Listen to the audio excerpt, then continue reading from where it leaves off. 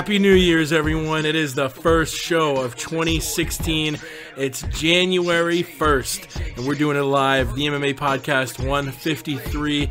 As it is the New Year's episode, we'll be doing the 4th annual awards, the MMA Podcast Awards of 2015. Who was our KO of the year, sub of the year, fighter, fight, event, rookie of the year, most improved fighter of the year. Going to be talking about all that. Going to be talking about that ridiculous Risen card this past weekend. A couple bits of news, and then of course tomorrow we got UFC 195, Lawler Condit, Miocic versus Arlovsky. That's going to be a fun one. We're breaking it down. Me, P Money, and Jay. Let's do it, people. We did it, mama. We did it. We did it for the love of the game. We did it, mama. I did it for. I did it for. Yes, yes, yes. We did it, mama. We did it. The game will never be the same. We did it, mama. We did it. I did it for. I did it for. Yes. You're listening to the MMA Podcast. Lenny Hart, who we got to hear at Risen do a lot of a lot more calls, one of the classic voices, the greatest of all time when it comes to announcing fighters into the ring. Give her a follow at Lenny Hart. And yeah, thank you for tuning in the New Year's episode. We hope you had a fun and safe New Year's last night wherever you were watching the ball drop. And we're looking forward to doing things into 2016. Man, we started in 2012, so this is our the 5th year we've been doing, or no, the 4th year, no, the 5th year, yeah. So it'll be our 4th anniversary coming up in June. So yeah, it's been fun doing it. Looking forward to another fun year of MMA, chilling here, bullshitting with good friends, talking about the sport. Here tonight with a voice you've probably become quite familiar with the last 6 or 7 months now. Of course, P Money at Sweet Pappy Jones. What's going on, brother? Happy New Year, Jake. It is a lovely Southern California afternoon, getting into the early evening over here, and we're just enjoying a lovely start to 2016. Very excited to recap last year, maybe look a little bit into this year, and always enjoy breaking it down with you, and looking forward to chatting with one of our good friends on this one as well. Yeah, I should have had this tuned up before, but we got that New Year's song going. We hope you rang it in well. Woo! And the other guy we got on tonight, I don't think we've heard from him in a while, dialing in from the UK, where it's already January 2nd. He's on Twitter at TheJJeans. He is J Jeans. What up, bro? Hey man, how's things? Yep, it is the 2nd. Jesus Christ, it's only just gone 1 a.m. You threw me off there when you said it. I was like, I'm still awake. Didn't know what was going on. But yes, things are good with me. Looking forward to the show. I think I'm ready for this. I've had a few beers though, so we'll see what happens.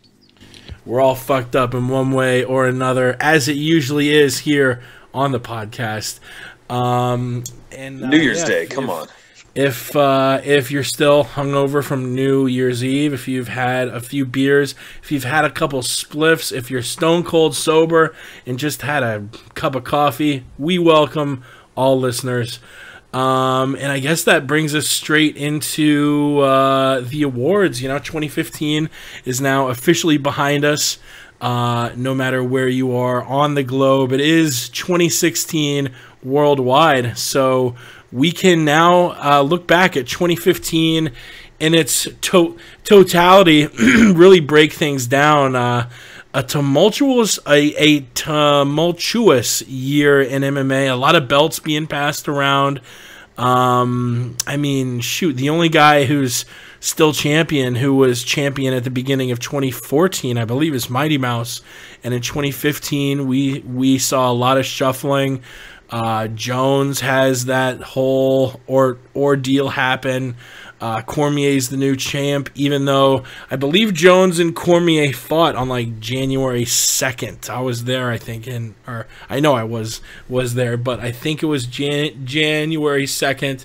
Lots of stories, lots of wildness. The Conor sweeps the world, Rousey loses her belt. Gonna talk about all sorts of stuff, but I want to lead off with knockout of the year. We saw a lot of fun knockouts. I believe early on in 2015, we had Paul Felder with that beautiful spinning back fist knockout against Danny Castillo at UFC 182. Of course, the two big ones that stood up just because of the giantness of those fights. Holm KOing Rousey, Conor KOing Aldo in 13 seconds. Those you got to add, even though they might not be the most, technical, jaw-dropping, Edom versus Barboza type knockouts. They earn a spot on the list just for being so epic. We had a couple of really fun knockouts at UFC 189, the card that actually Jay, Pat, and myself all met up in Vegas for. One being Thomas Almeida, which Pickett was showing signs of being a live dog there early on in that fight, and Thomas Almeida lands a flying knee, and everyone's like, holy shit, KO of the night right there. Not so fast, my friend, because I believe 2 fights later, Jeremy Stevens lands this fading away tiger knee knockout over Dennis Bermudez that unfortunately he couldn't cash in bonuses on because he missed weight. I think he lost out on like 100K there, if I'm not mistaken. But yeah, both of those flying knee knockouts at 189 also earned their place on the list. As far as the little online poll I made, it was a tie for first place.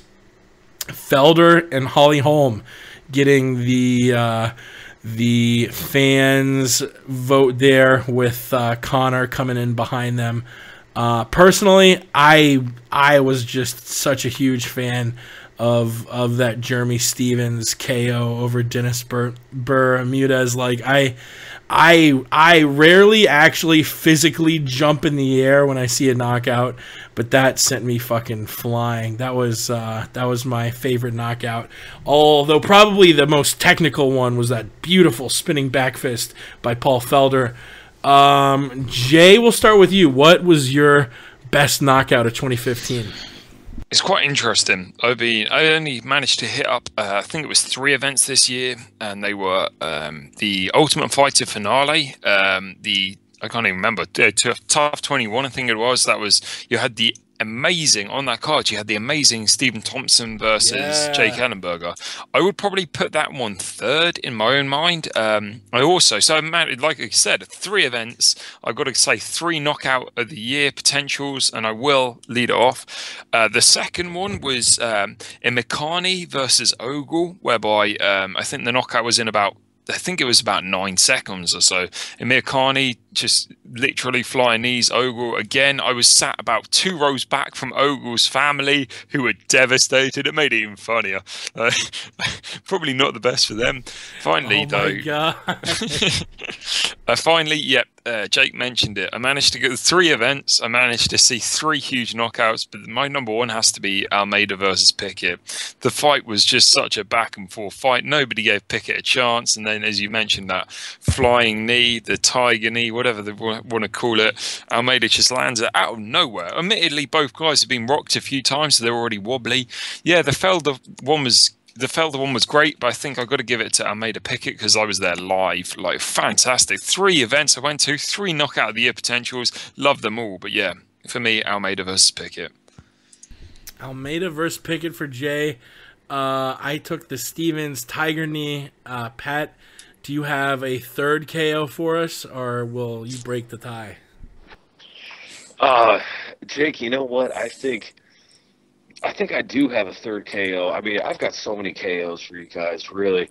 There was just so many great finishes this year. You can look back to Robert Whitaker, his knockout over Brad Tavares coming up to middleweight, 185 pounds.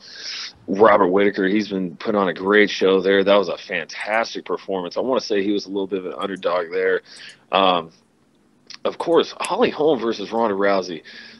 That knockout right there, I would probably have to put that as knockout of the year just because that was so technical. It was followed by such a beating, and really it was the most devastating knockout I've ever seen in women's mixed martial arts. I've been watching women's mixed martial arts for years, and I've never, even Holly Holm's previous head kick knockouts, although they were all quite brutal themselves, for some reason I felt this one was just that much more devastating. That was ridiculous. You had Uriah Hall with his knockout was so good, I didn't even believe it. I thought the fight was fixed. It was so good. The jump spinning back kick to the face, flying knee combination that all connected as flush as you'd ever seen. It was a full-blown Tekken super combo, putting out Mousasi, his first loss to TKO in his entire mixed martial arts career. I'd even have to throw in an additional knockout of the year contender, Ross Pearson over Sam Stout. Just some super clean technical boxing. I want to say that was on the UFC 185 card. Anthony Pettis versus Rafael Dos Anjos, and Joanna Jędrzejczyk versus Carla Esparza.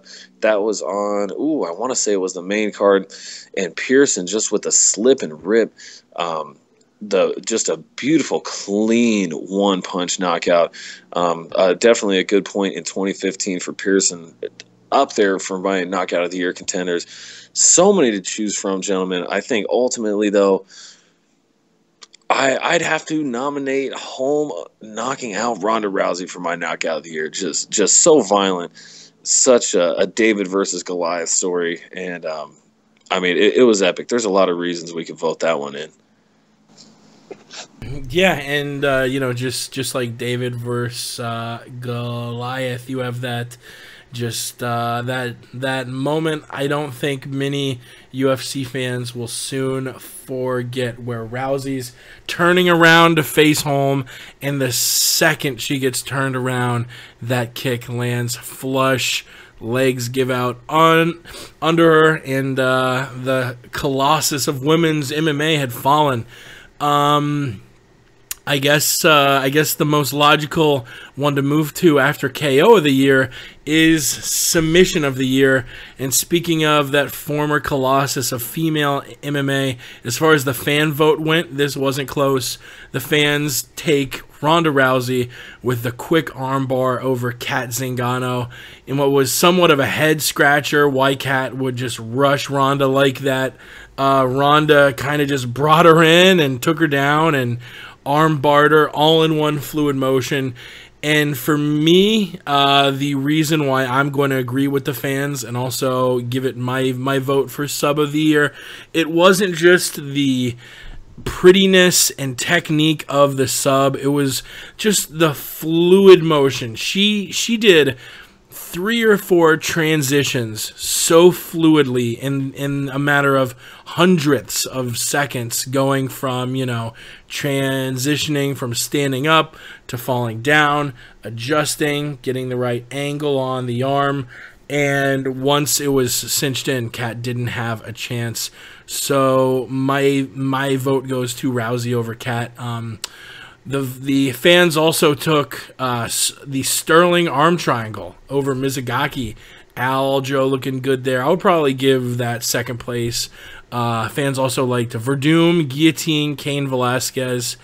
And I guess I'll throw 2 honorable mentions out to Bendo's RNC over Brandon Thatch at Ultimate Fight Night Broomfield, and Mighty Mouse getting that armbar with, I think, 1 second left in their championship fight at UFC 186, which earns a spot in my book just because Mighty Mouse didn't have to do anything. He was winning on every judge's scorecard and would have won 50-45. But the fact that he's still going for the finish with a second left, you gotta love Mighty Mouse, the pound for pound best fighter in the world now, with Aldo losing his crown. Jay, what did you think of your submissions of the year? Who got it for you? I'll straight up answer this one, but I do want to have a side rant after it. My submission of the year is Ortiz and Liam McGeary, actually. Very interesting fight. It was quite obvious from the start that McGeary should be able to get this submission, but I don't know, I just enjoyed that fight. It's quite a unique, rarely do we see it, except for in, of course, Bellator, where it seems like every other fight ends in a like an inverted triangle. I thought it's just strange to see a fighter of that caliber get tapped out. I mean, he's on The Ultimate Fighter teaching guys how to defend a regular triangle choke, and there he is, get tapped out by that one. But I just want to allude anyway. That's what I go for as the submission of the year. It's an interesting one. It's entertaining. Yes, it's not the highest level in terms of the athletes who are doing it. Lynn McGreary is very good. But I just want to say, submissionist of the year, you get guys like Damian Maia. You always look at Polares. You always look at Jake Shields, all those sort of guys. I've got to go with the submissionist of the year, although this isn't a category at all, to Tony Ferguson. He tapped out Edson Barboza and Gleason Tebow this year. What an animal. Exactly. And Tebow isn't exactly the easiest guy to submit in the world. He's a black belt. I'm trying to even think of other titles. I think he's been submitted maybe twice in his entire career. He's an animal, man. And for somebody to submit him, it's just incredible. But yes, really quickly to cut in. Pat and I have talked on it the last week or two, but now that Ferguson seems to be making his way up the ladder, do you think Ferguson has earned a title shot? Would you rather see him fight a guy like Nate Diaz? What do you think should be next for your submissionist of the year? Nate Diaz. Tony Ferguson should be probably. I understand. Khabib, I don't know what his position is at the moment. I'd love to see Khabib versus RDA, to be honest. Oh, that's a good question, though. Where does Ferguson stand in the line of lightweights? I don't know. I would love, I mean, not to wish an injury on anyone, but I don't know, maybe if Dana paid off old Eddie Alvarez and let Tony sub in there, it might be a little late, but man, I would have loved to see a Pettis-Ferguson fight, because I think those are your top two contenders now. So, I mean, you probably have got to say, I guess Conor is going to get the next crack at Rafael Dos Anjos. So maybe you make a number one contender fight between Pettis if he beats Eddie, and if Eddie wins that fight, maybe make Diaz versus Ferguson for a title shot. I don't know. It just makes no sense to me why Alvarez is facing Pettis, to be honest. Pettis is coming off the loss. Alvarez is coming off the win. Why don't you make Pettis Melendez and maybe, I don't know, you could have a kind of tournament setup. You've got the four best guys left. Rafael Dos Anjos, Alvarez, not Alvarez, Pettis. Yeah, why not? Pettis, Melendez, then Alvarez, Khabib. Those five are the only ones you got left. Anyway, I'm probably ranting. We're getting off track, but you know what? Getting off track is what this podcast is all about, which brings us to probably the biggest question being asked the last few weeks. Pat and I have both, in long form, expressed our dissatisfaction with Frankie Edgar getting robbed again of a title shot. Has deserved one for a while now, and it looks like now he's going to have to sit on the shelf while Conor moves up to 55 to fight RDA. Are you a fan of the UFC letting Conor go up and compete for a second belt before he's even defended the featherweight belt once? Jake, you know my thoughts on this, man. Frankie Edgar, the only way that Conor McGregor can beat Frankie is in Ireland, and it seems like he's been screwed out of that fight. I don't know, I'd just be gutted to never see Frankie Edgar versus Conor McGregor, wherever it is. I'd prefer it in Ireland, because it just, the crowd would be going nuts. Frankie Edgar should win that fight no matter what, but the only chance Frankie would have is if it, didn't take place anywhere but Ireland. I just want to see that fight. I don't care. I just want to see that fight at some stage in these two's future. Have we done your submission of the year yet? Mine, yes. I went with McGreary versus Ortiz. Pat's up, I think. Yeah. Pat, what is your submission of 2015? Whew, gentlemen, lots of slick subs in 2015, as well as lots of brutal knockouts. Man, for 2015, I really liked. I think this one definitely flew under the radar. I completely forgot about it until I was going and trying to brush up a little bit on the subs myself for this year, and Godofredo Pepe with the flying triangle choke submission over Andre Fili. This was early in the year. I want to say, actually, I'm not even going to speculate. It was early in the year, February, maybe March card. Andre Fili, highly touted prospect coming out of Team Alpha Male there, and I certainly gave him the nod going into that fight. I'm pretty sure he was a fairly large favorite in that fight. Godofredo, he was on the original Ultimate Fighter Brazil cast, if I'm not mistaken. He was on. Yeah, he was on the original Tough. Might have been a finalist, I want to say, losing to Honey Jason. Gosh, it's all such a blur of MMA, but Godofredo was able to come through in a point when he really needed to get a win there, and was able to get a slick flying triangle choke over Andre Fili, again, highly touted prospect from the Team Alpha Male camp there. Definitely looked like he'd shown some good points in his game leading into that fight, and Godofredo came through with a nice underdog submission there. But I certainly would have to put Fabricio Verdum's submission, the guillotine over Cain Velasquez. That has to be submission of the year. Cain Velasquez, just a beast at heavyweight, highly regarded, super in every aspect of the game. And Fabricio Verdum came out there when a lot of people said, you know what, Cain Velasquez, he's got the good combos, he's got the good striking, he's got the cardio for days, he's got the wrestling. Fabricio may have the submissions, but, Cain can control it with the wrestling and where the game's going to go. Fabricio came out there and absolutely worked him in every facet of the game, to where Cain's coaches were saying, you got to take this guy down.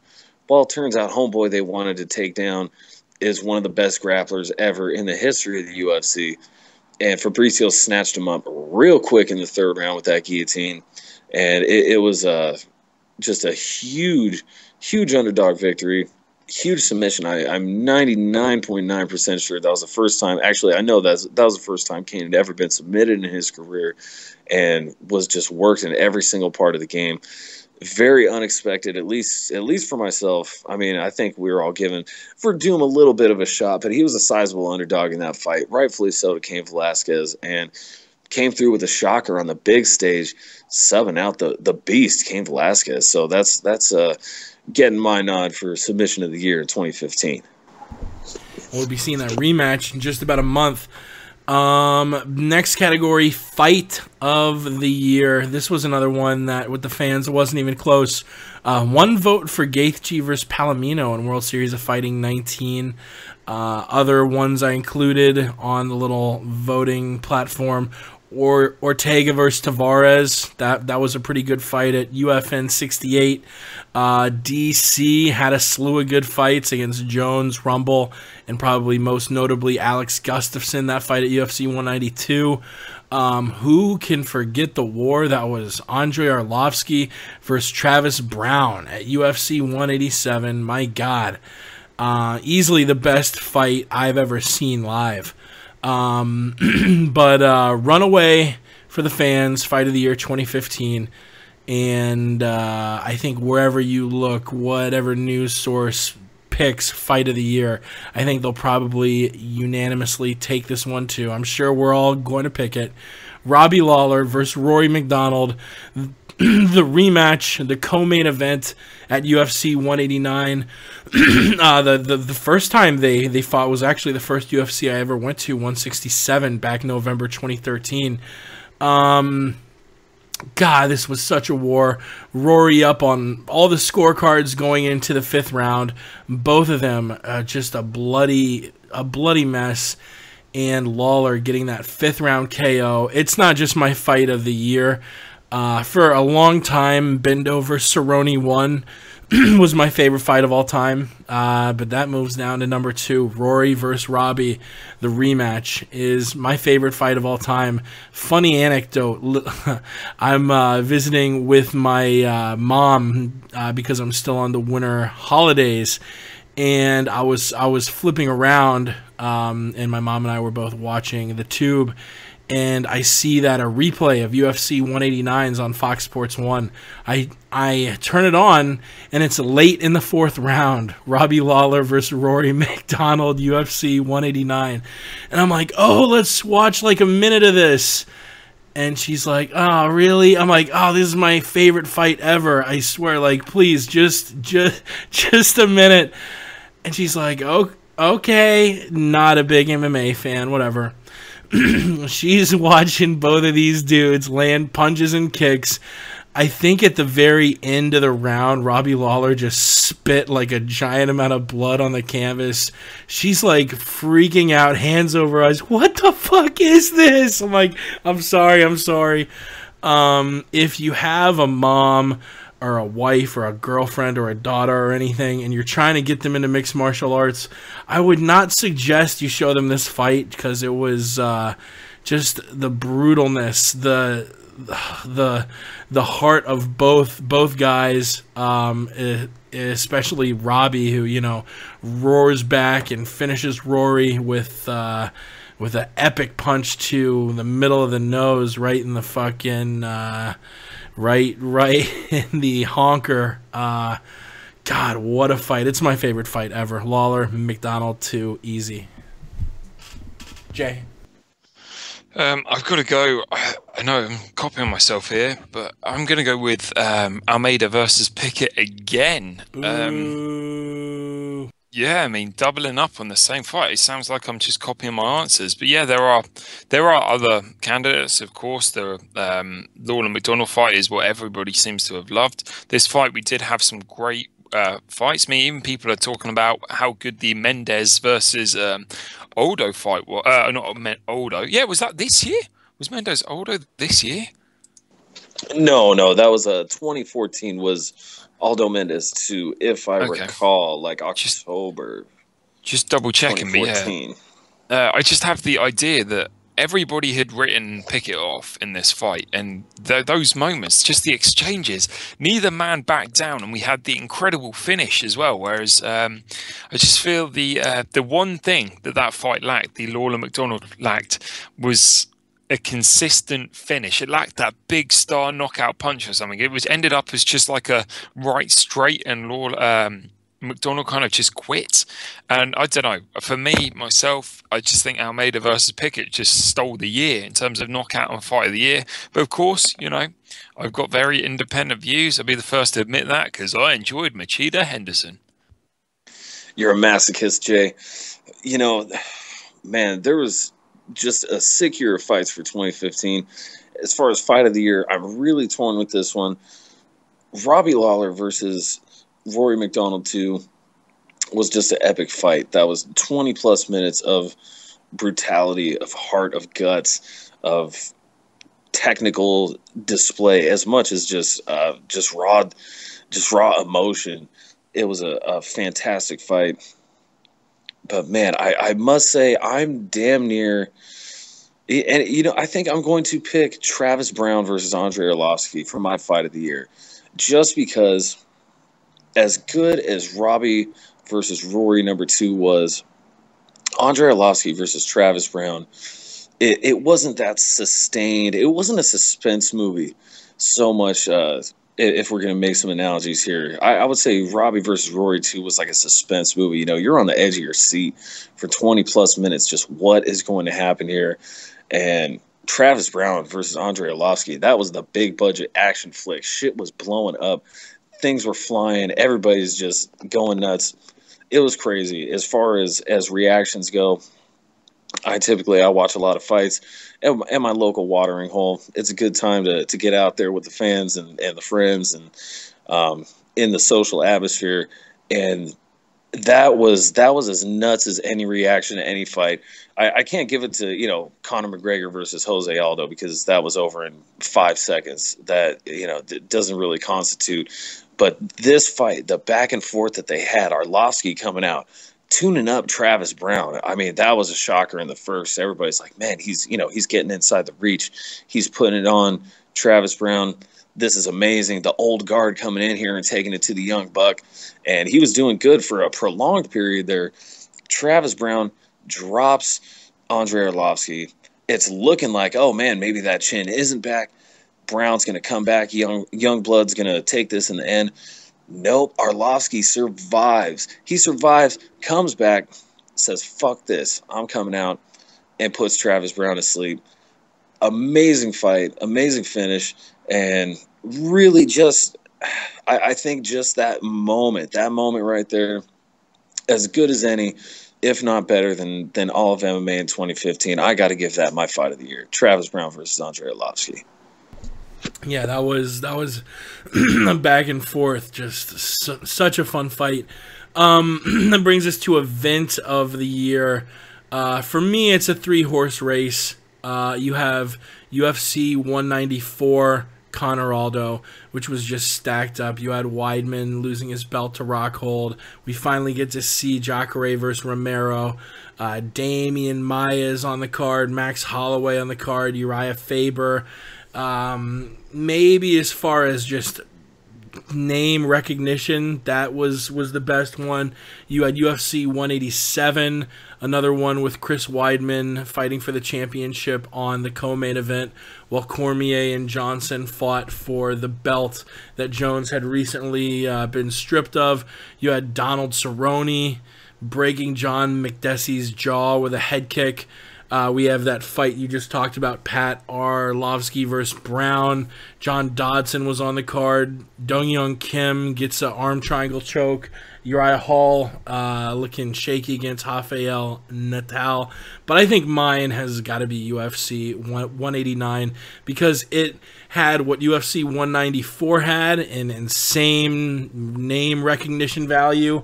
And it also just had the crazy finishes and what the fuck moments that that 87 had. You had you had 2 possible KOs of the year in Almeida and Stevens getting flying knee knockouts. You had my favorite fight of all time, Lawler versus McDonald. You had Conor raising UFC gold for the first time. You have Gunnar Nelson subbing Thatch after dropping him with a punch in the first round. You had a hell of a prelim main event in Matt Brown versus Tim Means, Alex Garcia. So many fun fights. Cody Garbrandt. This was loaded, and although the prelims had, I think, almost all decisions except for that Brown Means fight. It started with 5 decisions, and then the following 6 fights were all finishes. God, that main card of UFC 189 was just so damn entertaining. For me, that is my event of the year. The one that we all were at Vegas at, UFC 189. I think that's the other thing. We were all there for it, so it made it even more special. But yeah, it was also a hell of a card. It was, without doubt, possibly not just the event of the year, but will it go down as the best event of all time? The only concern there, the only issue potentially, you had so many knockout of the year candidates, so many fight of the year candidates. The one thing that's going to let it down is that Aldo backed out of this fight. He pussied out, and we didn't get to see the grand finale after the World Tour press conference and all that sort of stuff. That was the only thing that would have made it better, but still it'll have to go down as not just potentially the event of the year, but possibly the greatest event of all time, and this will be hard to top. The only one that even comes close in mind that was UFC 100. And was that exciting, or did it just have the biggest names on it? But yeah, UFC 189 for me. You know, you do make Jay. a good point. Sorry, I just want to say really quick that for the card, it was really disappointing, but now long term, I'm really glad that Conor got Mendes out of the way, because I'm afraid if he just beat Aldo and got the strap, people would still be saying, oh, he's still being shielded from wrestlers and he can't beat a wrestler and he's never fought a good wrestler. And that fight against Mendes, it was sort of lame that we didn't get to see, you know, this fight that they had just done a world tour for, but it got that final check off of Conor's checklist. So once he did beat Jose to get the undisputed crown, there weren't big question marks like I fear there may have been if he hadn't beat Mendes, who did take the fight on extremely short notice. So we still haven't technically seen him fight an elite wrestler with a full gas tank, but you don't hear folks really crying out for that. Sorry for rudely interrupting you, P Money. Shitting on my point to start the year strongly, Jake. That's off the toilet, shitting on everything. No, you know, actually, I was going to make that exact point. Is just that there kind of is still that question mark, because you can't say, yeah, he fought Chad Mendes, but that was Chad Mendes on like a week, 2 weeks, you know. So there is that. Oh, and you know, then people say, oh, and he was getting worked, you know, up until he gassed, which is because. So there is still a little bit of that. And Jay, as far as UFC 100. That was as excellent as anything. I will just say that is not the nostalgia in me, because I remember that event clear. I remember where I was. I remember who I was with. We were hanging with the homies at my friend's dad's pad watching UFC 100. I'm not going to take this down to story time lane or anything like that, but oh my goodness, the Dan Henderson versus Michael Bisping knockout. And I'm sorry, Jay, you know, I know he's your countryman, and I was a big Bisping supporter, you know, but hey, you know, that US versus UK season, it was divisive, and I had to root for Hendo. And when he knocked him out, I was off the couch screaming. Everybody was off the couch screaming. Just so hyped. That was truly a fantastic moment. GSP versus Thiago Alves was a great fight. Brock Lesnar, was that the Couture, or that was Mir 2? Yeah, Mir 2. That was an insane event. That truly was. That wasn't the main event though. That was not the main event. The main event of that entire card was John Fitch versus Paulo Thiago. Wait, are you guys talking about UFC 100 here? Yes, we are. Yeah, we are. Yeah, UFC 100's main event was John Fitch versus Paulo Thiago due to timing issues. Check it out. I'm not even lying. That's a fact. They had some issues with the time, and they had to make sure the event went. I don't know if you all mentioned it, because I was admittedly spacing out a little bit there, because you fucking cocksuckers are talking about a card from 2010. The Henderson Bisping, the flying punch, that was also on that main card, I believe. Oh hell yeah, it was. That was I think that was like the third fight from the main event. That was like the Coco main event, if I recall, because you did have the two finals. Yeah. The two, yeah. But anyway, getting back to 2015, card of the year for me comes down to 189 or 194, essentially. There was a lot of great cards. I thought the UFC on Fox cards, as they typically do, and I think is a great move, they really stack those. Sometimes they stack those more than they stack the pay-per-views. But 89 and 194, it's really a toss-up between those two.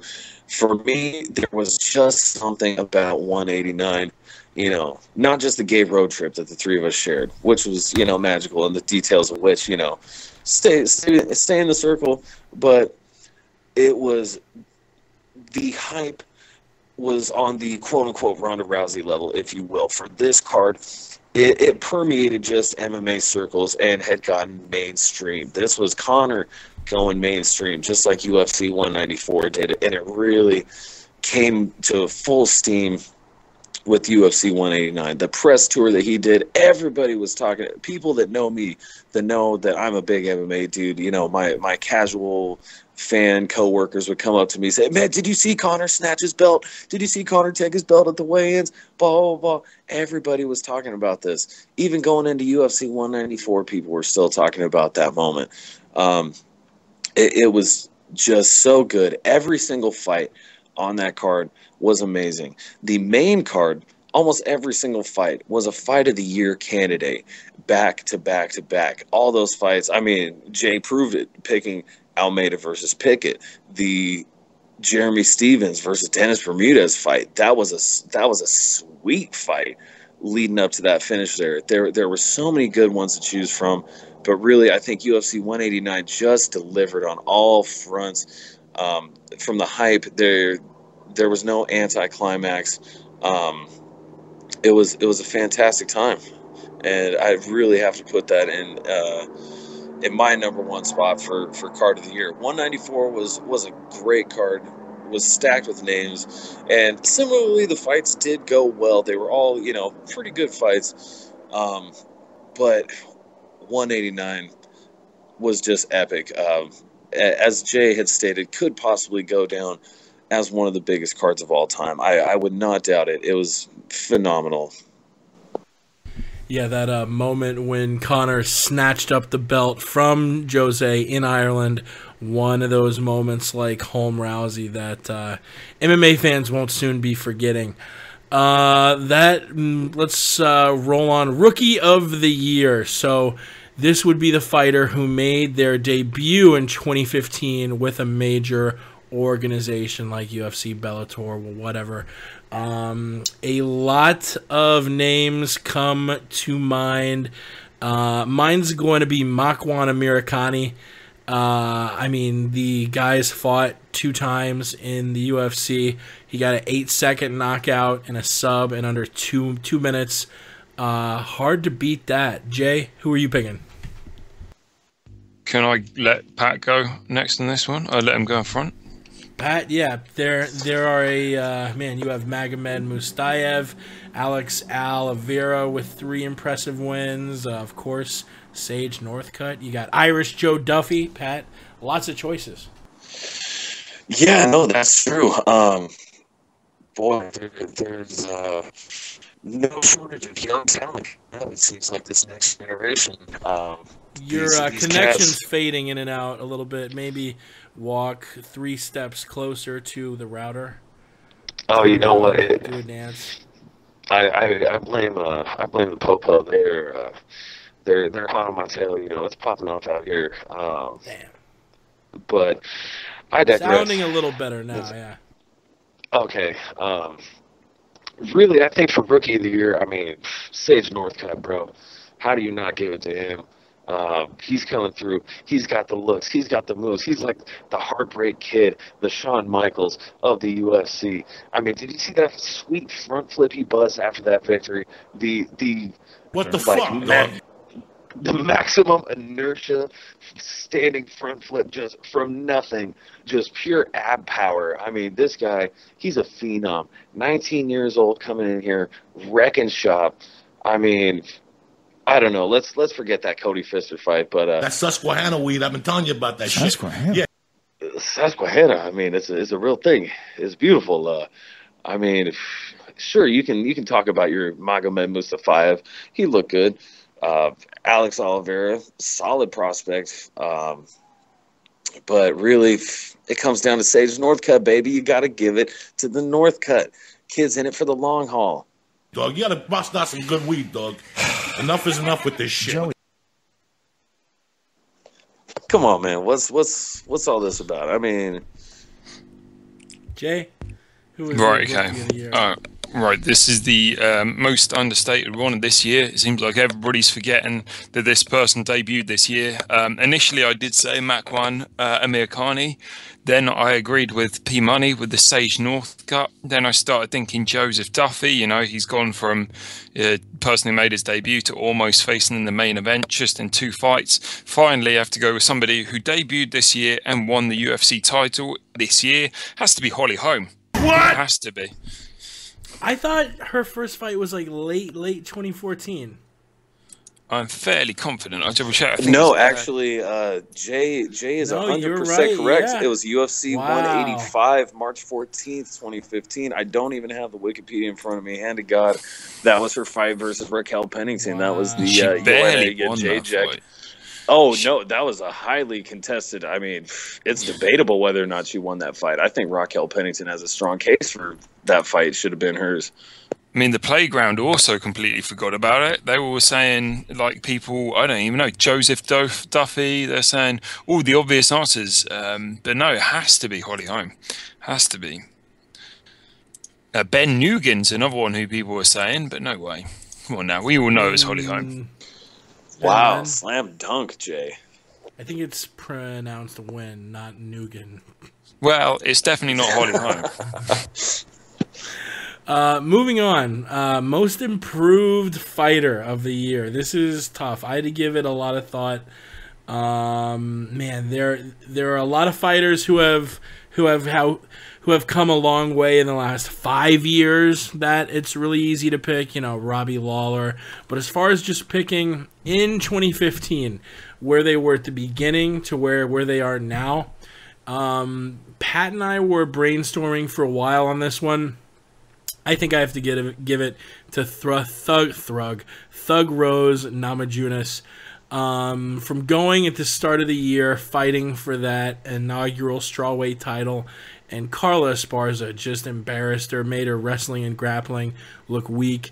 And her last fight, Rose's against Paige Van Zandt, she looked like a different fighter, just dominating the fight, striking. Not just imposing aggressive offensive wrestling, but landing heavy shots from the top. Thug Rose looks like a whole new fighter, both literally with her haircut and figuratively in the fact that she looked 5 times more dangerous against Paige than she did against Carla. I don't know if it was jitters fighting for the title or what the hell the credit is due toward. But Thug Rose, my most improved fighter of 2015. Jay? This is a really weird one for me. The obvious answers for me seem to be Max Holloway and Tony Ferguson. Max Holloway's been pouring on people.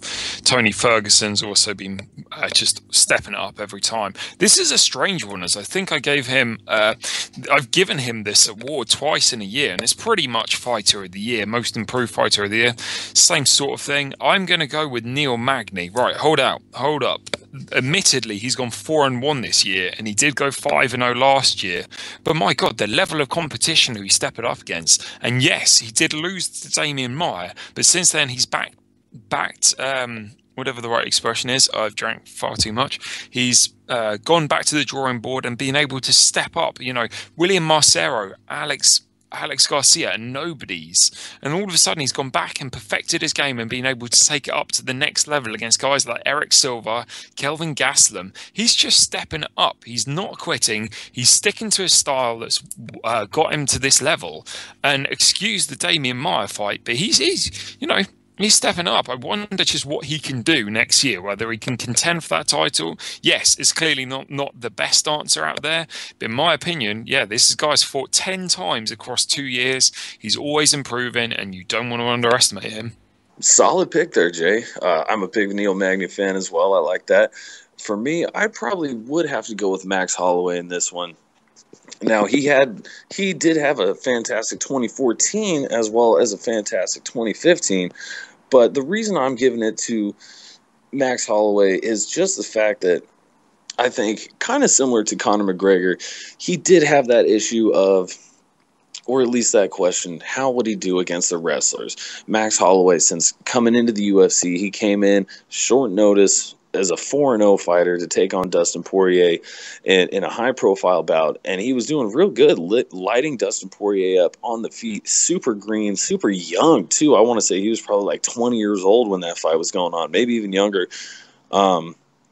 He ended up losing to the mounted triangle armbar. That was a sick finish there by Dustin Poirier, but rattled off a few wins after that.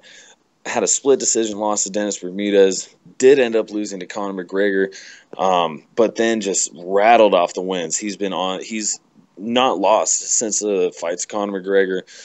But there was kind of that question. As much as he continued to evolve, his footwork's gotten better, his striking's gotten better. There was that question of how would he do against the grapplers? Because obviously he did have the submission loss to Dustin Poirier, did have the split decision loss to Dennis Bermudez, who's a real grinder. And I think, at least for me, with his last win of the year in the last pay-per-view of the year, UFC 194, when he took on Jeremy Stephens, that's a guy who's got really strong wrestling, and he's got really strong striking as well. Great with the hands, good boxing, incredible power, and he's even got the kicks and knees going as well at 145 pounds. So he's a complete package, and he's a veteran. He's got tons of fights, been in the UFC much longer than Max Holloway.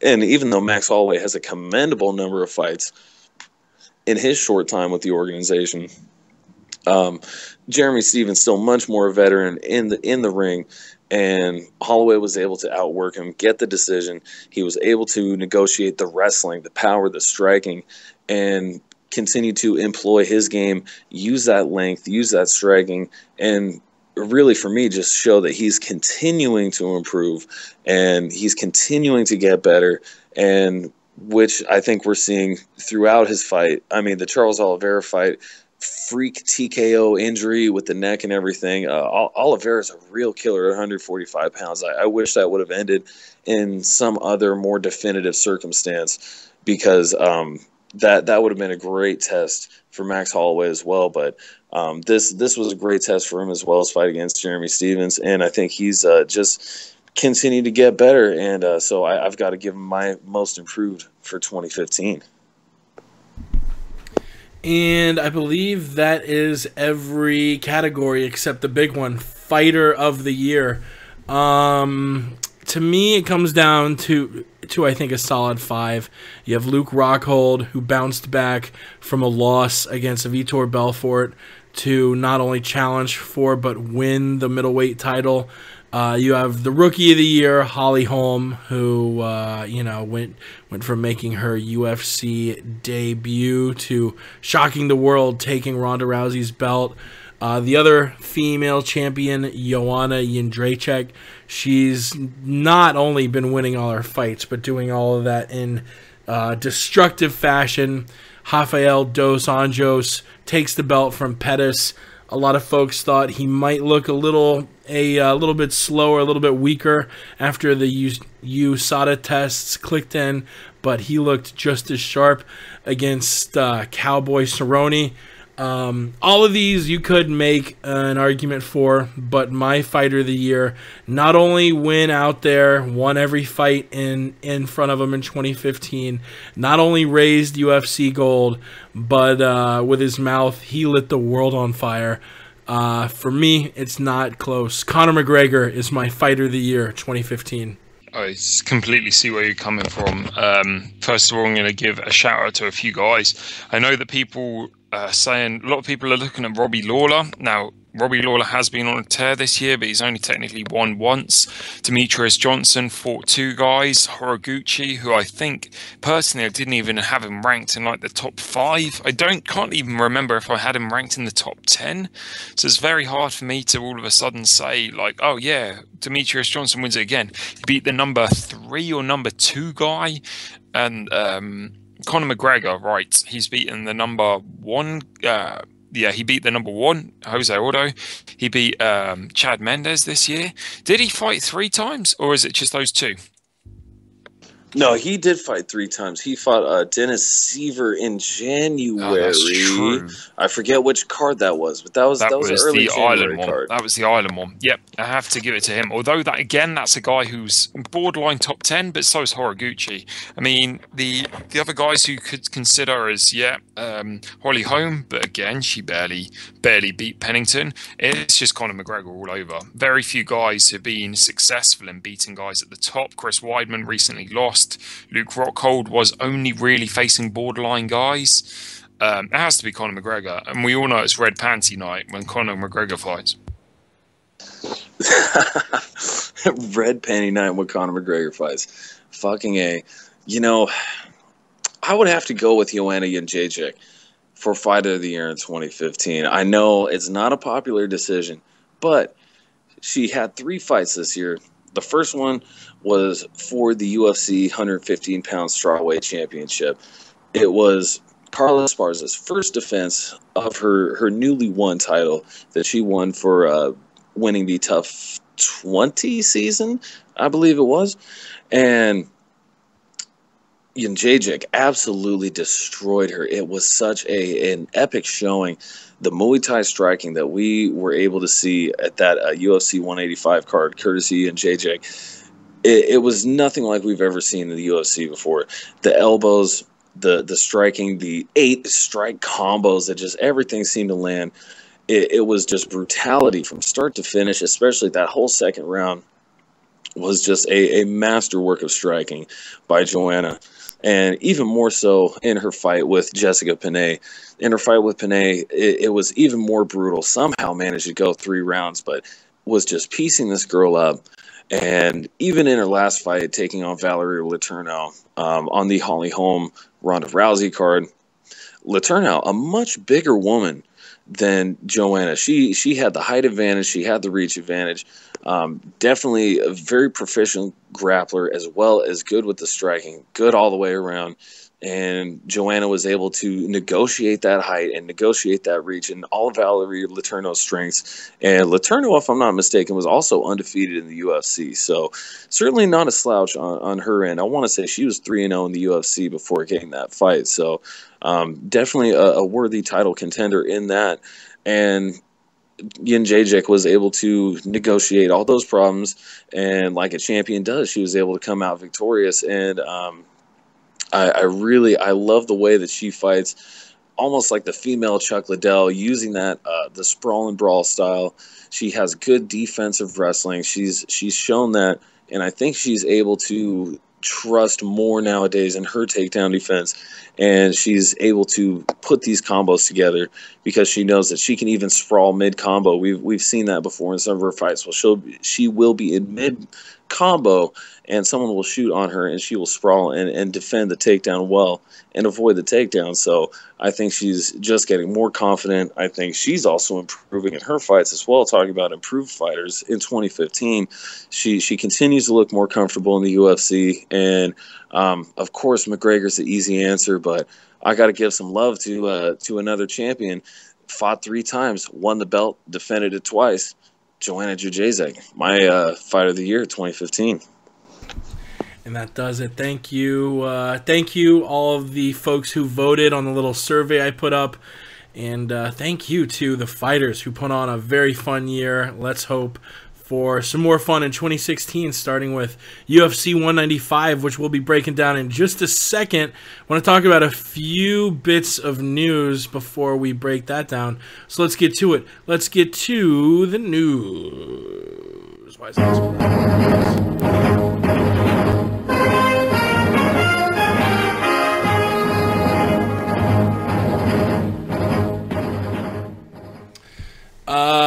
First bit of news, I guess it's what a lot of fans have been talking about the last few days. Those Risen cards. Risen. I don't know how to pronounce it because both times I watched it, it was a Russian telecast. Hopefully we get some English commentary on it. I'm assuming when they replayed it on Spike, it was in English. Spike needs to up their game up and be airing that ish live, but yeah, it was a shit show. You had retired MMA fighters coming out of retirement to fight pro wrestlers. You had Fedor fight some guy from India. You had all sorts of ridiculousness. You had Bob Sapp versus Aki Bono in a fight that went to a technical decision after 5 minutes because Bob Sapp busted one of the hot dogs on the back of Aki Bono's head. Just a shit show. I mean, you know, from a nostalgia point of view, it was really cool to see the walkouts and Lenny Hart doing the announcements. and hearing the music. And that was fun, but man, if you could replace that with some actual good fights, I would be even more down for it. It was fun, but oddly unsatisfying because every fight was a complete joke. Jay? Yeah, it was pretty painful to watch, to be honest, that Fedor fight. I don't know. It kind of upset me deep down, hurt me deep. But mind you, that said, it was quite interesting to see Bob Sapp actually compete. I mean, that fight, you told us not to, we weren't going to talk about these fights fight by fight, but I think we really should be breaking that fight down minute by minute because it was the most interesting fight on the card by a mile. Yeah, you know what? I enjoyed the Gabby Garcia fight. Oh my goodness, the name of her opponent completely escapes me. I know. Lady Tappa. Lady Tappa. I know. I typed it out a few times. LEY''D TAPA, something like that. You got it. Yeah, that was just a great freak show fight. And really, that's one of the staples of JMMA or Japanese MMA. Wheeling out the freak show fights for New Year's Eve, doing the open weight bouts, doing these catch weight, super heavyweight women's division bouts. Oh my goodness, that was just fantastic. Really, I don't know. I watched a little bit of it live. I was also watching the Russian stream there, Jake. Commercials for like irons and stuff like that. I don't know. Maybe it was all parodies, stuff like that. You know, like out here in the U.S., we've got commercials where it just doesn't make any sense. You're watching commercials for things that aren't even related. But I was like irons, like for ironing your clothes. Is that like new to some countries? I mean, damn. You know, I guess we got it really good over here. In the first world, but I digress. No, it was in English for the hashtag Breakfast with Fedor on Spike TV. I watched up to the Gabby Garcia fight live, and then I said, you know what, I'll just catch the rest of it tomorrow morning. Actually, ended up only watching the Fedor fight after that. I watched a good amount of it live, but after the Gabby Garcia fight, I think I missed a couple. Was able to catch that Fedor fight, and man, I don't even care. I like watching Fedor fight. I don't know. It's like a New Year's Eve tradition. It just lets you know that the world is going to keep spinning on its axis for the next 365 days. Fedor Emelianenko came out, crushed a tomato can. Everything's right with the world. All the boys and girls can sleep tightly in their beds, knowing that even going into 2016, some things never change, and sometimes that's a good thing. Love watching Fedor fight, although, yeah, hopefully this promotion, Risen, whatever the correct pronunciation is, hopefully they can establish some sort of actual legitimacy and some sort of relevancy as it continues, if it does even continue, or if it, I don't know if this is just going to be a one-off thing for New Year's or what, but hey, I love the JMMA on New Year's Eve. I hope the tradition sticks around and hopefully actually gains a little credibility. Yeah, like I said, you know, I wish the fights could have been a little bit better, but Jesus Christ, it was just really neat to watch a New Year's show at 4 a.m. and hear and see all of the same stuff we heard and saw back when Pride existed. Maybe next year they can roll out a little bit better card and make it even more compelling to watch. Maybe get Rutin and Quadros back in there. Staying over in Asia, talking MMA, ONE FC, last week we talked about their groundbreaking new weigh-in policies where basically all their fighters are going to be fighting at their walking weight, and they're going to weigh in a lot more. Like they're going to weigh in like 6 weeks out and 5 weeks out and 4 weeks out and a week out and a day out and multiple times on fight day. And basically they're making it so fighters aren't cutting all their water weight. ONE FC just had a tragic incident where a fighter died cutting weight. You've seen many times where fighters will die after a fight because their brain is lacking water and it rattles against the skull 1 too many times and they die. ONE FC, they've continued to sort of change things up and sort of to piggyback on what they're doing with their weight classes. They're moving everyone up one weight class. All of their champions are staying champs. Just now, Ben Askren, for example, is the middleweight champ, not the welterweight champ. And it actually couldn't have worked out better for him. They have a champion at every weight class except 205, so it works out perfect. Everyone moves up one slot, and the only one who doesn't is the heavyweight champion, recently crowned inaugural champ, Brandon Vera. He won't be moving up, but there's not a guy at 205 to come up and challenge him for it, so it works out perfectly. The thing I want to ask you is, would you like to see this put into action in the UFC? No more weight cuts. Guys all have to move up a weight class. I like it a lot. I think maybe the numbers need to be finely tuned a little bit more, because you have weight classes like when you're going from flyweight to bantamweight to featherweight and lightweight, where it's 10 10 10 10 10, and then you have giant leaps like when you go from middleweight 20 pounds up to light heavyweight, 60 pounds up to heavy. What do you all think about maybe this line of thinking getting implemented in a big organization like the UFC?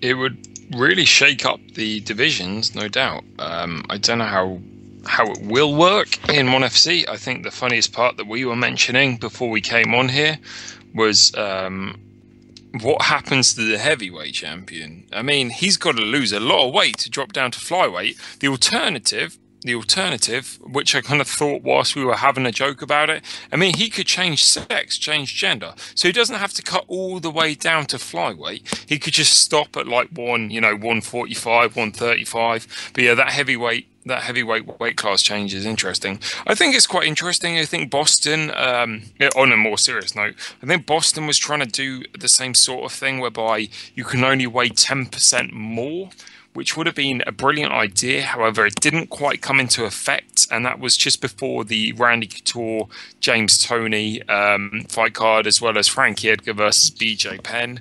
I think it's an interesting way to shake up the weight division. It would be really funny in the UFC, especially back when you had the same champions. But at the moment, it just doesn't really need to happen. But yeah, it could make ONE FC a bit more interesting. Interesting to see why they decided to do it that way instead of Ben Askren versus Aoki, which I think is kind of what they were aiming for, but realized they kind of made a mistake. Jake, when you and I first covered this a week or two ago, when the announcement was first made about the intentions of ONE Fighting Championship to change the entire weigh-in structure and the way that fighters weigh in for their promotion, I was certainly pleased with what they were aiming to do, at least their intentions. Again, like I said back then, I'm no doctor, I'm no fighter, I'm no nutritionist, but just looking at the plan that they had outlined, to me, just being a person of logic, it seemed to be a logical step for them to take. They would do a system of weigh-ins, at least one a week, urinalysis checks, just to make sure everything's functioning right, decreasing percentages of their weight week by week, making sure things are healthy, things are good to go, different ways and they can get cleared by doctors. So to me, it at least seems to be in the best interest of fighter safety, which is the ultimate goal, at least I believe, for most fans. We like the entertainment, but there has to be some sort of safety as well. And I think they were heading in the right direction. I think that forcing everybody up a division, though, that may be a little drastic. Now, even in the UFC, there's been a lot of champions. I mean, you can look at, Renan Brown, Jose Aldo, they were kind of like looking at each other when they were champions. They were stable mates. So, Renan Brown didn't want to go up to 145 and fight Jose for the titles. They were kind of like, yo, shoot, you want to go up to 145? I'll go up to 155, kind of fuck this weight cut shit. Like, let's just let's move up a division. There was talks of that. Johnny Hendricks, when he was the UFC welterweight champion, he was talking about moving out. He said, "Man, I want to test my skills at middleweight.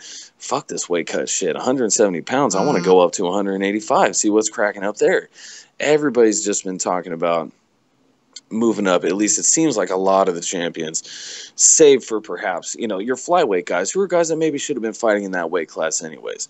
But as far as forcing these guys up, I don't think that's necessarily the right move. Sure, there are some guys that could probably stand to move up just for their own health and their own safety. They kill themselves trying to get to a certain amount of weight. We all know there's a couple of these guys, maybe your Charles Oliveira's or whoever it may be, these guys that just keep missing weight, your Kelvin Gastelums, make a move up to 185 or whatever the case may be, make a move up to 155.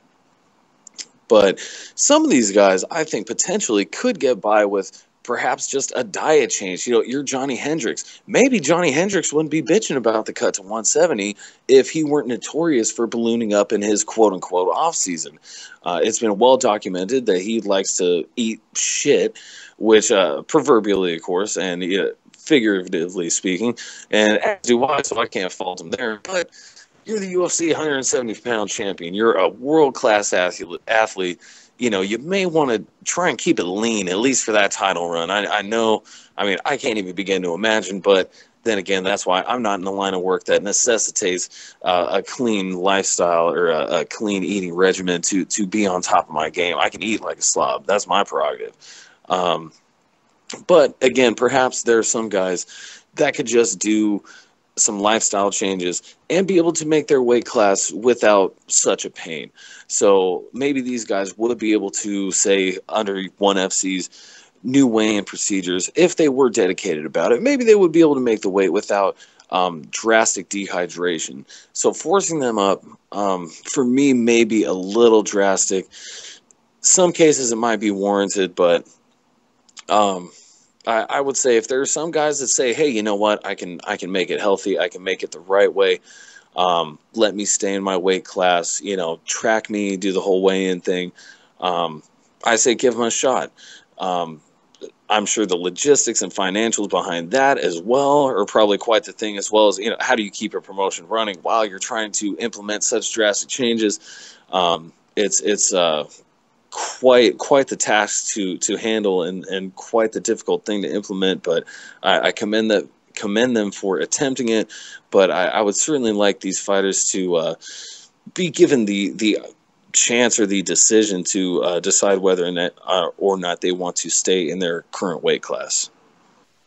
Yeah, and it does seem a little maybe ham-fisted to, okay, everyone is moving up one weight class, because, maybe there are guys like when Frankie was at 155 who just simply don't cut a lot, and they really do fight close to their walking weight.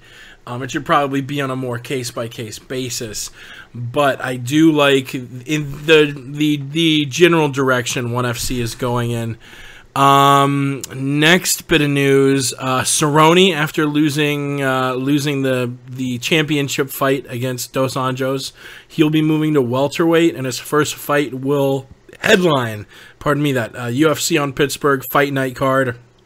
And he's going to be fighting Tim Means, who just knocked out John Howard this past December after losing a submission, a guillotine loss to Matt Brown. The guy's 5-1 in his last 6. Both of them have, really impressive records if you look at the last year and a half or so. Means' only losses really going back, years. Going back, to 2010. His only losses are against pretty elite opponents: Masvidal, Castillo, Magny, Matt Brown, and that's it. The rest of them are wins. I still think this is probably Cerrone's fight, but I think it'll be closer than people think. I think Tim Means is a guy who loves to throw and get in exchanges, and Donald is too. This will be fireworks for sure. Not to do a play on the new year. But yeah, I'm expecting lots of fireworks. Jay, what are you thinking about Cerrone Means? I think I'm not sold on this Tim Means, to be honest. Admittedly, he's had a good year this year. I mean, Matt Brown's always a challenger, and that's a fight he lost. But I just think, even though Cerrone's, moving up, I think that's a tactical reason. Although Cerrone's been in the 155 division a while now, he's always looking for constant fights, that sort of stuff. I just think that he's got this fight in the bag. It's a very easy fight for him. It's the main event. I don't really like that as a main event. 5 rounds. It should be a war if it lasts that long. But yeah, Cerrone's going to have this in the bag. Tactical reason to move up. There's a lot more interesting fights and stuff. So he's going to get fights more frequently. But yeah, I'm going with Cerrone. I think smart money is on Cerrone, Jay. Cerrone, he's one of those guys. He seems to be a fighter that really benefits from keeping that momentum rolling. He's got to stay fighting. And my goodness, him and Neil Magny putting on a pace that most fighters would do well to try to emulate. I think Cerrone, of course, like I said, smart money's on him. But Tim Means, I like him a lot. And this is a guy that may even have a slight heightened reach on Donald Cerrone. If not, it'll be dead even. And Donald Cerrone definitely at 155 pounds enjoys a good advantage over a lot of guys in that respect. He will not have that advantage nearly as much going up to the 170-pound division. He's one of the fighters, actually, even though the IVs, speaking of weight cutting, even though ONE FC, they're changing up their whole style. UFC, they recently were talking about implementing the IV ban. Donald Cerrone, due to his medical condition he has, I won't really get into that here. You guys can figure that out. He's been given an IV ban. He's allowed to use IVs for weight cutting. Moving up to 175 or 170 pounds, hopefully he can avoid that. Maybe fight healthier. But I think Tim Means, he really he's got a good all-around game, not that unlike Donald Cerrone. Cerrone may have a bit of a wrestling advantage, but both guys are slick on the ground. Both guys are great strikers, good with all 8 points, not just boxing or maybe a leg kick, but they're great working the knees, working the clinch, the dirty boxing, the elbows. They're really great everywhere the fight goes. I love the scrap. I'd have to give it to Cerrone, maybe just because I think Tim Means, I hate to even say it, just I want to say went 2-1 this year. Granted, losing to a great back and forth war with Matt Brown, but he also had a great knockout over one of the Lima brothers. I forget his first name, but fantastic, devastating knockout with the elbows over one of the Lima brothers earlier this year. So he does have 2 very sweet knockouts. He's a dangerous one with it. But I think Cerrone is just a little more intense, whereas Tim Means maybe just a little bit more lackadaisical. He's maybe looking for the opening. Donald Cerrone, he's more of an in-your-face guy. It's going to be a great fight, I think. I have to pick Cerrone in this one, but man, I would not be surprised if the Dirty Bird gives Cerrone a rude welcoming to the welterweight division. Yeah, and there are a lot of really exciting fights that Donald could get paired up with if he does stay at 170. Jay, you mentioned a fight against Neil Magny before we went live. That would be fun. I believe that does it for the news, so let's get to this Saturday's fight card. Robbie Lawler versus Carlos Condit. We're initially supposed to see this back at UFC 193, but a thumb injury forced the champion Lawler off the card. The matchup, the pairing stayed intact, though, and was pushed forward 2 months to January 2nd, UFC 195. This is also going to see another fight we were supposed to see a few months ago, Poirier Duffy, which got pulled from that UFC fight night card. It was going to be the main event, and now they've been relegated to Fight Pass. So like we usually do, let's work from the bottom up, start at Fight Pass. Like I mentioned, the headline of the Fight Pass card will be Poirier Duffy. Also, Joe Soto versus Mishinori Tanaka. Edgar Garcia versus Sheldon Westcott. In the prelims, Drew Dober, Scott Holtzman, Justin Kish, Nina Ansaroff, Kyle Noak coming off that big win in Australia at UFC 193 against Alex Morano. And the return of Michael McDonald, who will be facing Masanori Kanehara. We haven't seen Michael McDonald fight since 2013, since he fought Faber. Had no fights in 2014, no fights in 2016, 2 years and change off since losing to Faber. He's 1-2 in his last 3. Lost the interim belt to Barao. Beat Brad Pickett and then lost to Faber. We'll see if ring rust factors in, even though Michael McDonald is still very young at 24. Looking forward to Poirier Duffy. I think that will be closer than people think. This is another fight we talked a little bit about before we aired. And I think we all sort of agreed, yes, Duffy has shown more talent as far as both grappling and striking. Striking, he seemed better. Grappling, probably a little closer. But the main ingredient here, you got to realize, Poirier's been fighting much tougher opponents. Duffy, really, aside from fighting Norman Park and Conor McGregor back in Europe before he joined the UFC, hasn't really fought anyone of note. This is his first real test in the UFC, while Poirier has had many a UFC test. Everything else, Kyle Noak should be an easy favorite over Alex Morano. Justin Kish, a big favorite. Scott Holtzman, Mishinori Tanaka, and Sheldon Westcott, all slight favorites in Vegas. And, of course, the return of Michael McDonald, who is the biggest favorite on the card, minus 570. And it looks like Vegas thinks that fight might not even go a full 2 rounds. Looks like Vegas is going with the Michael McDonald finish. His opponent in Masanori Kanehara, what can you really say? He's 1-1 in the UFC and just lost to Hani Yahya. So he's getting a step up in opponent, even though he lost his last fight. I'm not going to be putting much faith in him to beat Mayday in his return. Save the main card for the next go-round, but as far as the prelims, I guess the real 2 storylines to keep your eye on, Dustin Poirier against Joseph Duffy. Mayday returning to fight Kanehara. What are you thinking, Jay? Yeah, it should be interesting. I'm disappointed. Most importantly, I think most people probably are, with the injury that took place at the Carl Noak fight. That was going to be a solid event, but these things happen. You can't. Everything can't go perfectly. We've kind of gotten over injuries in MMA.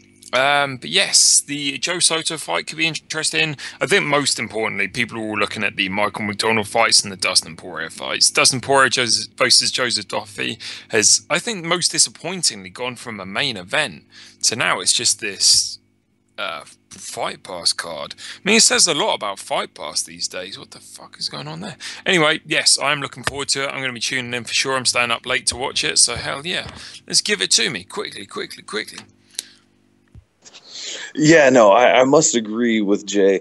What the hell happened? This was going to be a headlining fight, and now this is a featured Fight Pass preliminary card. I thought this was going to be the featured preliminary for Fox Sports 1, but or at least I thought the entirety of the prelims were going to be on UFC Fight Pass. But no, the 3 prelims on Fight Pass: Dustin Poirier versus Joseph McDuffie.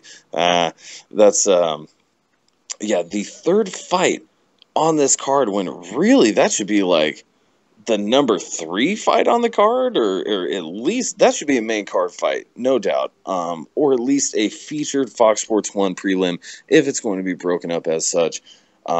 Great fight there. I certainly think Dustin Poirier is a live dog. The line is about right, I'd say, in this fight. Joseph Duffy, as we were talking a little bit about before we went live, Joseph Duffy, he does have that win over Conor McGregor. Conor McGregor is a guy who beat Dustin Poirier, so MMA math plus Joseph Duffy being 2-0 in the UFC, looking pretty good so far with who he's been put in there to fight. The line is about right. He's not a huge favorite, and Poirier isn't a huge dog, so I can see how that line gets made to where it is. Drew Dober, I always like watching Drew Dober fight. I don't know what it is. Seems like a scrappy dude. Should be a good fight with him and Scott. Hot Sauce Holtzman. Kyle Noak versus Alex Morano. No clue who that is. Wish Kyle Noak had a better opponent there, but hey, hopefully he can get the W there. But yeah, Michael McDonald versus Masanori Kanehara. Interesting point about this. We look at what Tandem McRory was able to do just not that long ago. Get a very good win against a tough Josh Saman, and he had a 6-year layoff. It was like a 5-year layoff or something like that. And then he had 2 wins in Bellator against some pretty decent opponents for what Bellator had, really. And then was able to come into the UFC, had been away from the UFC for 6 years, got a great W against a fairly solid opponent. And he had the long layoff, long time away from the bright lights and big stage of the UFC. But McRory, I want to say, still only like 29 years old. We look at Michael Mayday McDonald. He's been out for over 2 years. Still, he's like 24 years old. He's very young in the sport, and he still did show a lot of promise in a lot of his young runs, or in a lot of those fights. Even though, of course, the Burrell fight ended up, I want to say, 4th round finish. The Faber fight, he was finished in the 2nd round. Took a very, very big beating from Uriah Faber in that. Took some tough shots standing up and was ultimately submitted in that fight. But he was beat up quite badly in that fight and was a young guy, maybe 22, 21 when that fight happened. So, he's 24, just potentially even getting into his physical prime. Maybe this long layoff has done him some good. Hopefully he's been able to stay sharp in this layoff, and he does have a decent opponent, 1-1, right about where Michael McDonald should be fighting, considering I want to say he's maybe 1-2 in his last 3 UFC fights, combined with the 2+ year layoff. He's being matched up about right here. Hopefully he can come through, get the W, shake off some of that ring rust, and who knows? Hopefully we'll be able to see a better Michael McDonald than ever, and not one that's already hit his prime. But hopefully we'll get to see some good things from him. And he's always just coming with a great boxing style, great hands, great knockouts. Definitely that one's got to be the highlight of the Fox Sports 1 card, and debatably the prelims overall. Yeah, it's no UFC 194. I think maybe we're a little spoiled coming off that, but it's still a card I plan on watching bottom to top because it's got a lot of fun matchups. Let's talk about these first 3 fights on the main card. Matchups I'm not hearing a lot about, but like I said, they're fun matchups. You have Abel Trujillo versus Tony Sims. This is a nice match. Both of these guys are good strikers, but they employ much different techniques. Abel, a harder hitter, probably wants to stand in the pocket more. Sims, a little more conservative, maybe will want to stay toward the outside. And usually when we see a matchup like that, it's the more conservative guy who ends up letting the aggressor land a few shots early, tire himself out, and then use technique and range to sort of outpoint the other guy. Abel, has gassed out in a round before going after a KO. If there is going to be a KO, it'll probably be Abel. But he's lost 2 in a row now to Tony Ferguson and Gleison Tebow, both by submission. I'm seeing a Tony Sims decision here. Moving up in a fight where you look at the odds, Brian Ortega is a pretty sizable favorite over Brandao, -200. And you probably can guess why. Talking about guys who gas early, going after a finish. Diego's done that multiple times. He's been known to fold under pressure. Brian T-City or Ortega doesn't have a loss on his record. Would be 10-0 if not for having a fight against Mike De La Torre turned into a no contest after a failed drug test. This is a fun fight too. You have two young, exciting guys, but I'm actually picking the upset here. You know, looking at the styles, who has better wrestling? Diego Brandao, so much so that I think he'll be able to dictate where the fight takes place. I also think Diego hits harder, has fought more high level opponents, has the experience. If he gets, put on his ass, that might be in trouble. He might be in trouble because he's a lot better on the top than he is on the bottom. But I'm actually going with an upset here, Diego Brandao, who since 2012 he's only lost to Dustin Poirier and Conor McGregor. So if Brian Ortega beats him, that's another big step up for the young 24-year-old Los Angeles native fighting out of Torrance over there at Black House Gym. Final fight between Albert Tumanov and Lorenz Larkin. I think, in his last fight, we saw a fun fight that lasted 3 minutes with Alan Jouban. Albert was willing to exchange with him, make it exciting. Lorenz Larkin looks like he has similar skills, a similar style as far as fighting exciting. So I think it'll be another fun fight, but similarly to that Jouban fight, I think Tumanov not only has more tools in his toolbox, but when it comes to the basics, he's a little bit more polished, a little bit more refined.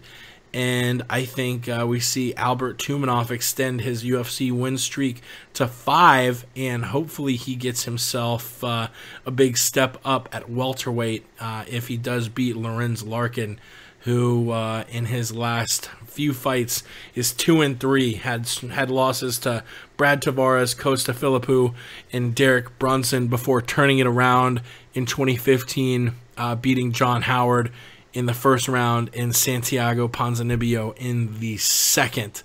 We'll do the co-main event and the main event on their own, but of these 3 fights, what's standing out to you, Jay? Man, you know which one I'm going to say. It's going to be that Albert Tumanov fight. I always get excited to see this guy fight. I've been a Diego Brandao fight from the first season of The Ultimate Fighter. Whatever season he was on. He was just looking like a beast on that show. The quiet guy, the reserved guy who nobody really knew how to react to him. Michael Bisping didn't know what to do to him, and yet he just mauled everybody. And then the final, he's a brilliant character to watch. But you're right. I mean, his losses have been questionable. It seems like whenever he gasses. But yeah, that Lorenz Larkin versus Albert Tumanov fight has got me pumped. I don't really care for this Tony Sims fight. I think Abel Trujillo is just going to do what he does, which is use his strength and his power to eventually overwhelm him. Brian Ortega, I just feel like I barely know the guy.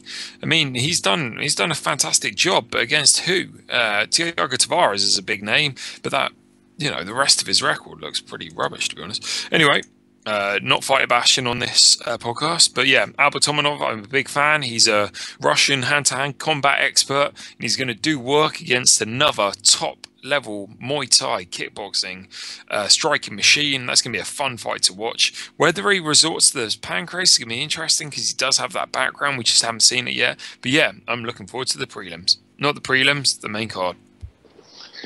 Yes, indeed. These 3 main card fights, they're really starting the card off nicely there. Abel Trujillo versus Tony Sims should be a good scrap. Abel Trujillo, he's definitely one of those guys. I think violence.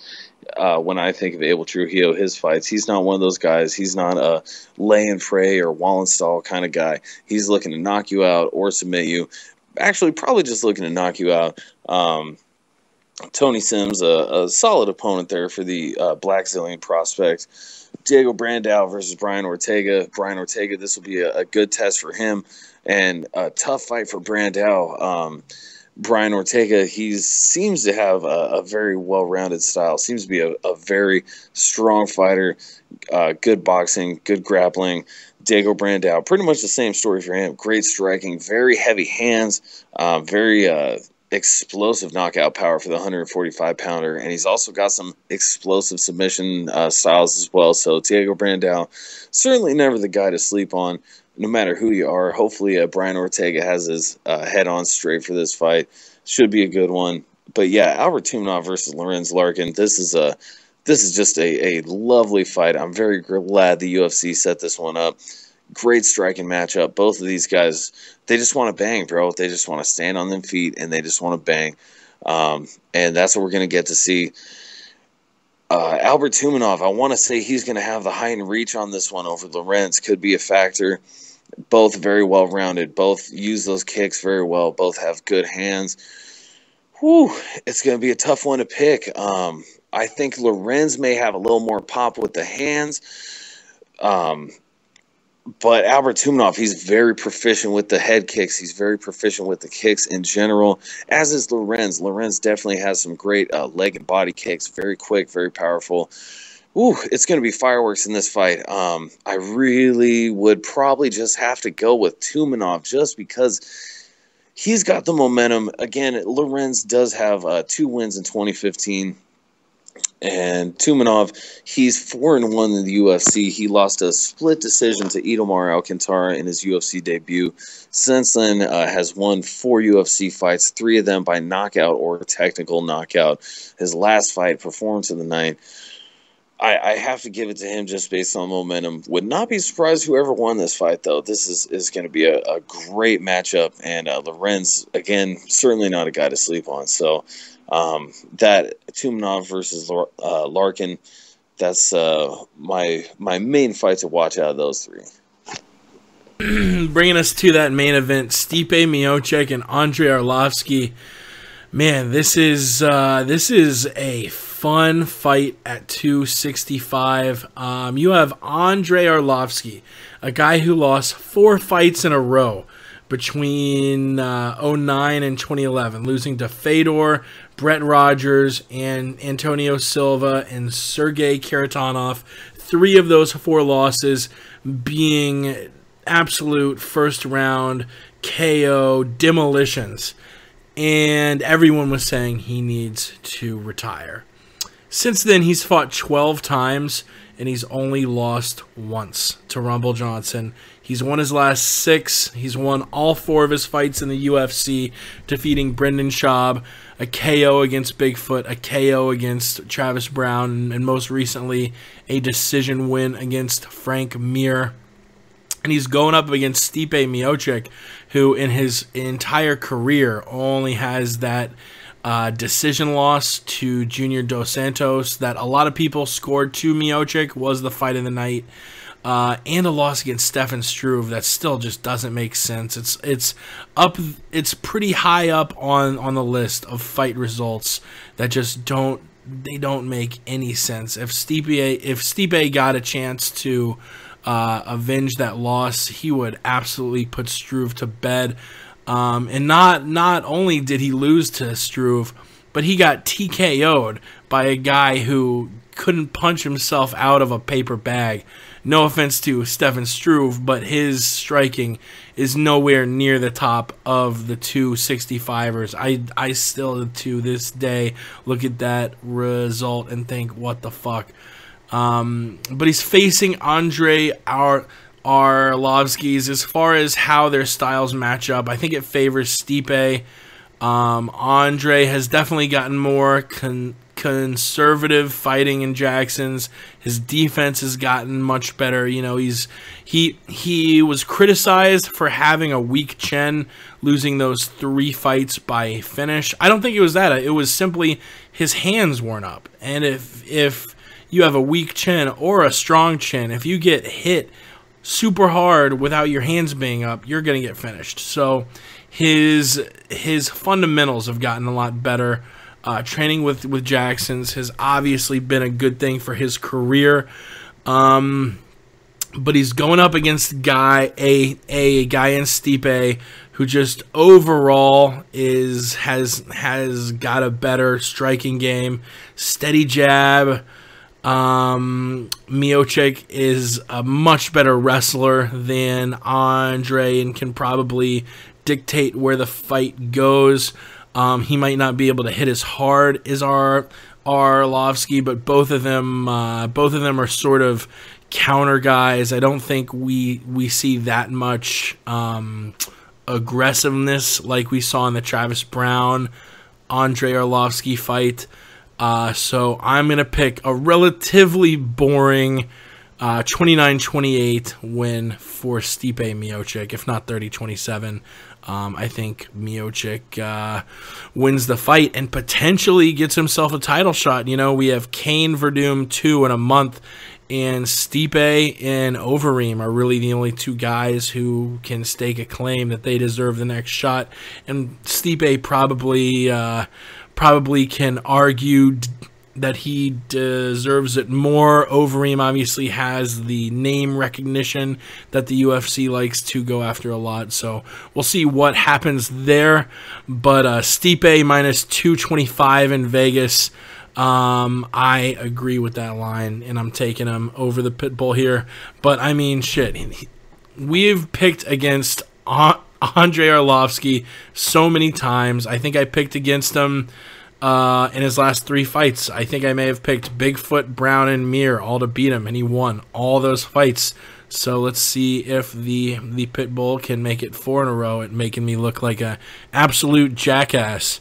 Miocic, Arlovsky, J Jeans, who you got? I've got to go with this is a weird one. I do want Arlovsky to win, but I think you're right. It's just hard to pick him.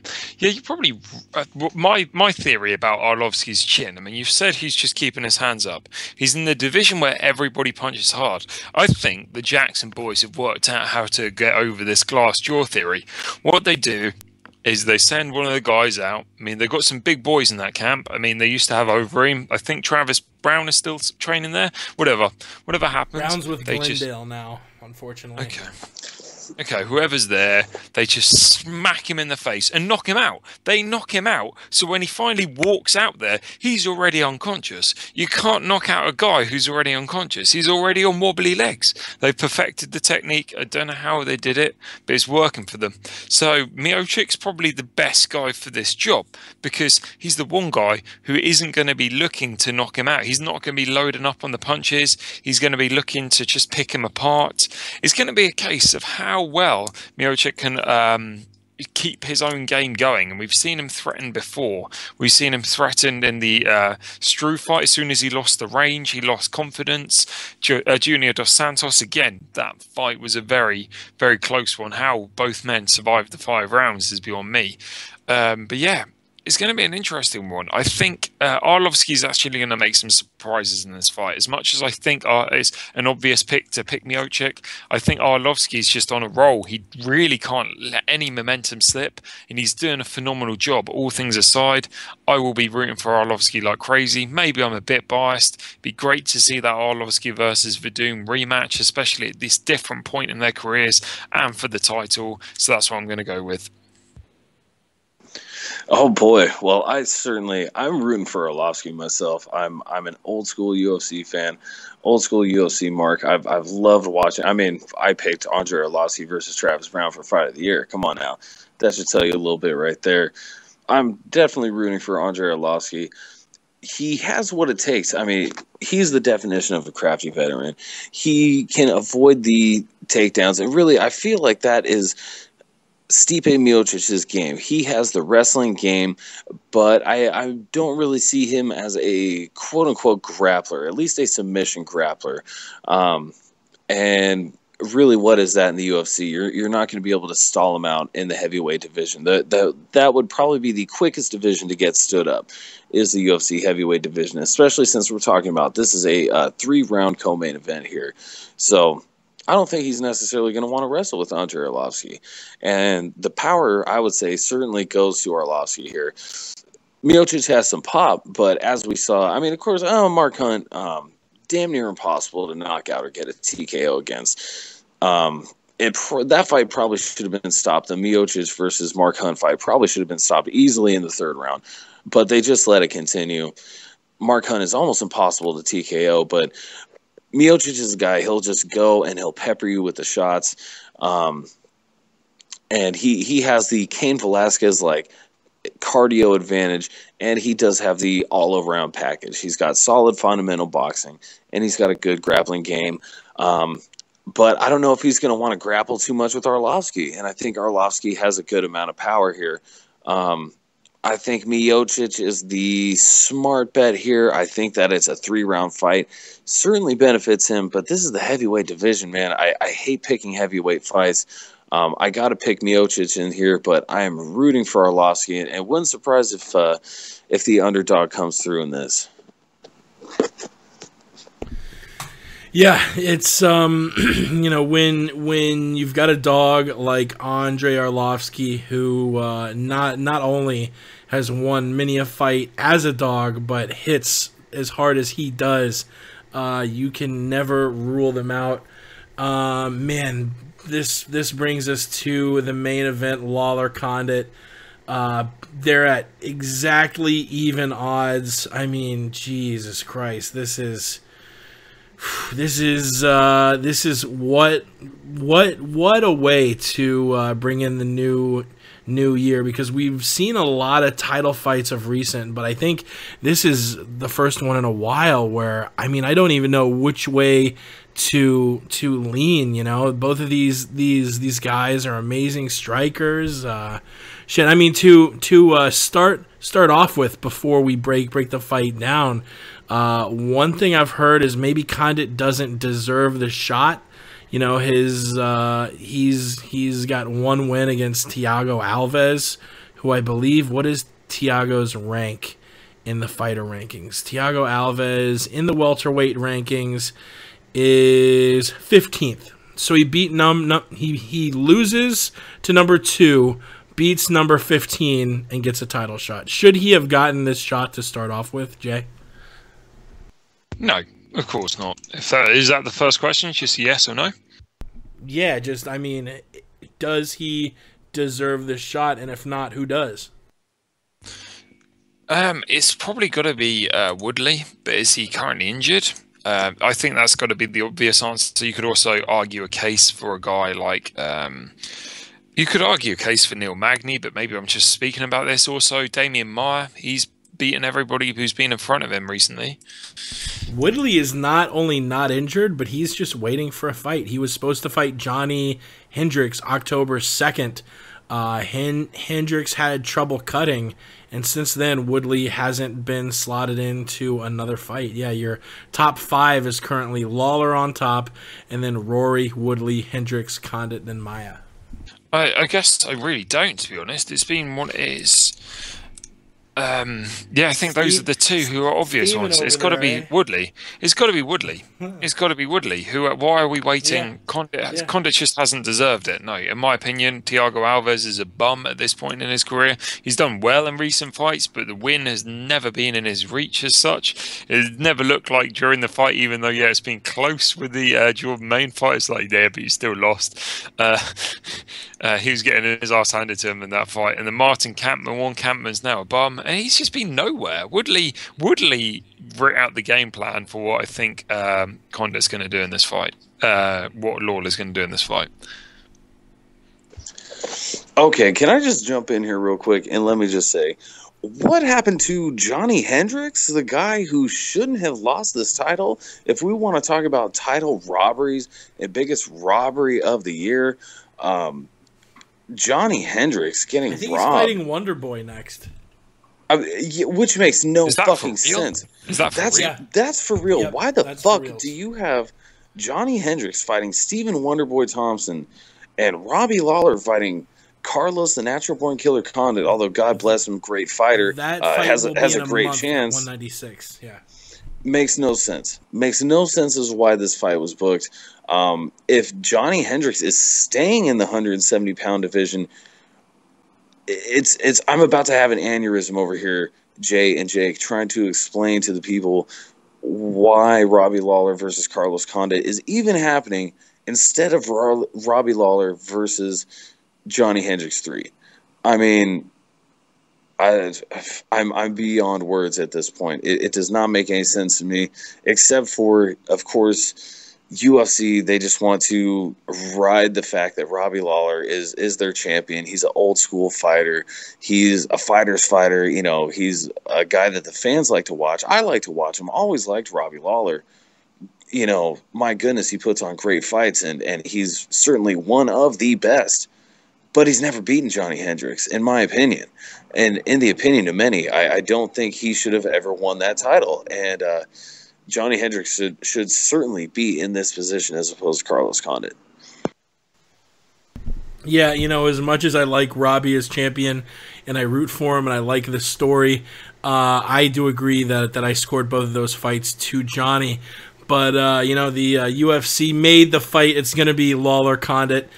And, man, there's so many, like style-wise, usually there's one thing to really examine.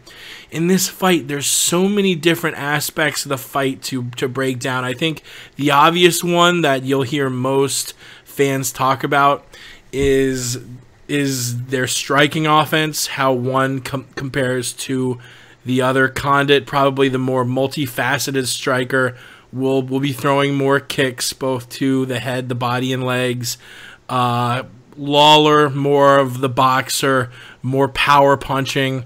But I really want to look at their defense, and I go back and watch Robbie's fights, and one thing I'm very impressed with are his hands. Not just landing strikes. I mean, he'll you know, be walking back and moving his head and throwing, you know, these hooks and uppercuts from nowhere.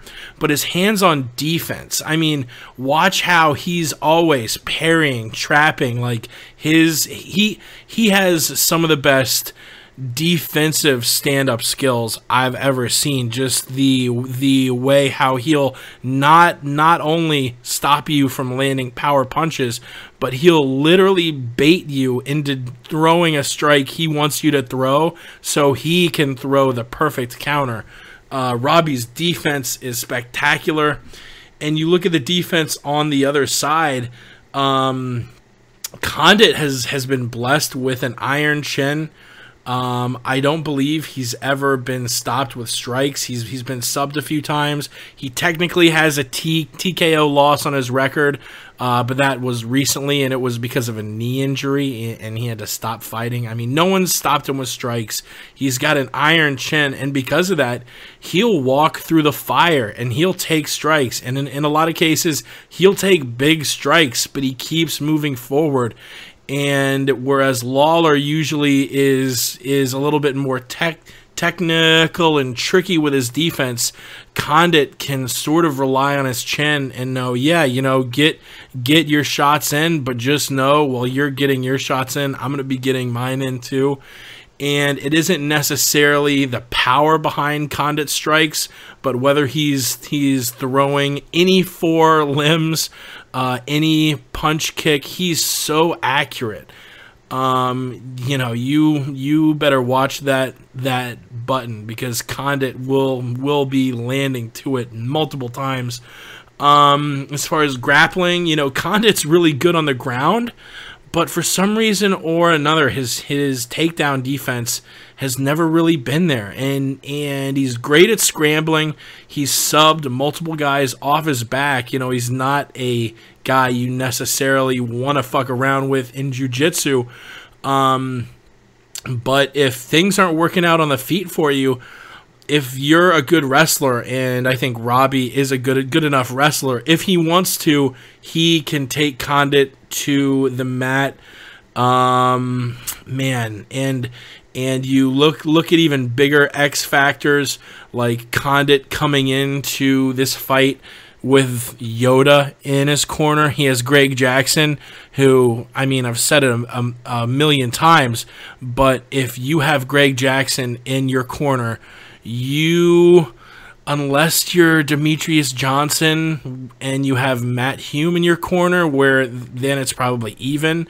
But if Greg Jackson's in your opponent's corner, you're at a disadvantage in that category. Jackson is so good, not just at training guys and teaching them skills, but crafting the perfect game plan. You know, Greg Jackson has been in the film room watching tons of Lawler fights, and he's going to be training Condit to take advantage of every weakness. This is hard to pick, and usually when I have a fight that's hard to pick and Jackson's in the guy's corner, I'll go with the guy who Jackson's cornering, just because that X factor means so much. But here, Lawler, his defense is just so spectacular. I really think that's going to be where he wins the fight. Not letting those, glancing, spinning, the spinning shit, the kicks. I think whereas most opponents that gets through, I don't think it will necessarily be getting through as much on Lawler. This is, as far as range goes, I feel like Robbie's better at fighting in range and controlling that space between himself and the other guy than Condit is. So I will be picking the champion here, Robbie Lawler, to retain the belt, whether it's a finish or a decision. I mean, that's a coin flip. But I'm expecting a super fun fight. This is going to be two masters going at it. Literally nothing would surprise me. Early finish for either guy. One-sided beatdown, decision by either guy. Super close split. I mean, this is a fight. Anything could go down, and I wouldn't really be that shocked. Jay Jeans, which way are you leaning in this welterweight title fight? I think you're right. There's something about when you've got two guys who are not going to go for a takedown, it almost becomes this very 50-50 fight. No matter what happens, anything could turn the tide. A couple of shots here or there, somebody could get rocked, and it's going to change the whole perception of the fight. But yeah, Lawler's definitely the favourite, and with good reason. He's been on the momentum trail. We just mentioned in the last question that whether Condit deserved this fight. Condit can land a punch and end it at any time. Condit's got a chin. He's very, very hard. We've never seen him get put away. Lawler has been put away in his early career. I'm going to take Lawler in this one. I think that it's the obvious route to go down, especially in the last fight he took, where he took a savage beating and he never quit. Yeah, could be an interesting fight, but I think Lawler's got it in the bag. There's something about Condit's fight with Woodley that suggests, I don't know, although Woodley didn't win flat out, he showed that Condit was hesitant when somebody was aggressive and landing a good right hand. And we've never really seen Condit get questioned as much as he did in that fight. And I think as a result of that, Lawler's going to be focusing on that a lot more. He's going to be way more aggressive. Condit, as much as he loves aggression, I think there's just something in the back of his mind these days. The Alves fight wasn't going perfectly. The Kampman was an easy opponent. GSP had him rattled. Hendricks had him rattled in the way that just mentally he's not all that he was when he was fighting guys like Stungun, Hardy, McDonald back in the day. He's a different guy. But yeah, I've got Lawler, but that's not really saying much as he is clearly the favourite. Long time Lawler, the crafty He's been veteran. doing this a long time. Long-time fighter has been fighting long time. And it's so funny. The only person to ever have stopped Robbie Lawler was Nick Diaz. And Carlos Condit is a very similar guy to Nick Diaz, at least in the sense you don't really think of him as a guy who's got a whole lot of pop on his punches. We did see him flatten Dan Hardy with a spectacular knockout a few years ago. But really, typically speaking, you don't see him stopping a ton of people to strikes. The Dong Hyun Kim knockout, which was largely due to this flying knee, and then a savage series of uppercuts / crosses while sitting on your unconscious opponent to break his jaw. Or was it the orbital? Maybe it was. No, I think it was the orbital that he broke on that one. Anyway, it was a savaging by Carlos Condit, but a very similar guy. Not necessarily a wrestling-oriented guy, but a very good grappler, and definitely clever and crafty with the strikes, and definitely is good with using all of his points. I've been hammering the 8 points a lot tonight, and I think Condit is definitely a guy who's good at employing all of them. That will be a factor for Robbie Lawler in this one. Robbie does, at least recently, seem to have really well incorporated the kicks into his game, and I think he would do well to continue to employ those in this fight against Carlos Condit. But man, Condit, he certainly, I would give him a bit of a speed advantage as well. Maybe a little bit longer than Lawler in this fight. So it may be a little harder for Robbie to reach Carlos Condit as well. We all know that styles make fights, and Robbie Lawler has a great amount of momentum in this one. And Carlos Condit perhaps hasn't been in his best form as of late. But, man, I think that he certainly has what it takes to beat Robbie Lawler in this fight. Robbie Lawler, of course, has looked very well in his last few fights. He's got that granite chin. He's only ever been stopped by strikes to Nick Diaz. And also probably one of the only one-punch style knockouts that Nick Diaz has on his resume. Very funny how that whole situation worked out, but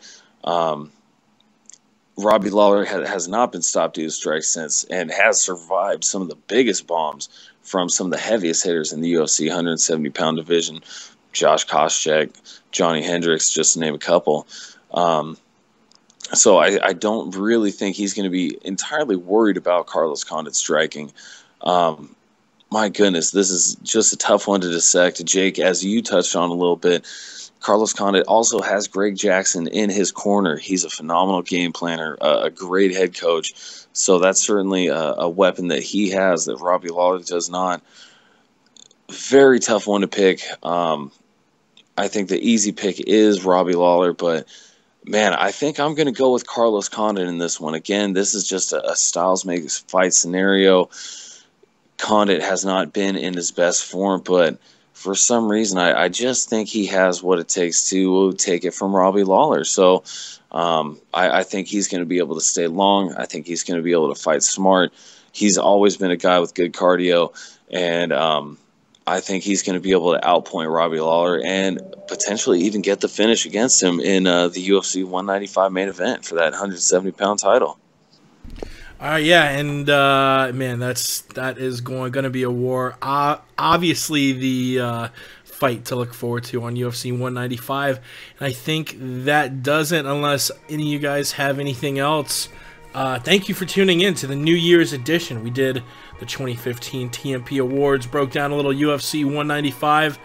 Before we finish it, Jay, where do we find you on the Twitters? I believe I'm at the J Jeans. You can find me there. Tweet me as much as you want. I'm not the best tweeter, but give it a go, boys. Just for you. Hell yeah. And what about you, Pat? Well, you know what, Jake? Jay, always a pleasure. Jay, it's been too long. Hopefully we can all get together, break it down more frequently. Jake, always lovely doing it with you. Can't wait for the scraps tomorrow. Here's to a lovely 2016. Thanks to all the fans, friends, followers. We love y'all, and can't wait to watch some scraps tomorrow. Woo! Hell yeah, as always, you can follow us on Twitter at The MMA Podcast. Visit themmapodcast.com. We'll be back next week to break down this card, talk the week in MMA, take calls, talk bullshit. We love the shit out of you. And until next week, we got one. Jake, tune into the MMA Podcast every Tuesday night. The wild style, always been a foul child. Will I, sucker? I be the coming like Noah. The MMA Podcast, Jake is the host. And since Ramsey's been in a wheelchair, the Aunt Jimmy Show has been on a roll. I wanna say John Jones is a host, so I think that I'll pick up the phone and dial 213-457-3380. We got hot takes on the stove. You get blood on your clothes if you're sitting in the front row. I throw on my gi and then I lace the hoops. I'll have Gal lying down cause he ain't the truth. And if Alan wasn't a cop, I'd mention you. And shout out to Ross Finkelstein the Jew. Cause according to you, you're an MMA guru. I'll prove Bisbing lost his hands, Count Dooku. If you're a fancy boy, you get a 2-minute slot. Mystery wants a title shot. So listen to the MMA Podcast. Throw a high kick, but I block that. Call me Diaz, screaming George, where you at? I want the strap. When you know that I'll never tap. So listen to the MMA Podcast. Throw a high kick, but I block that. Call me Diaz, screaming George, where you at? I want the strap. Can you know that I won't tap? Mystery. The MMA Podcast.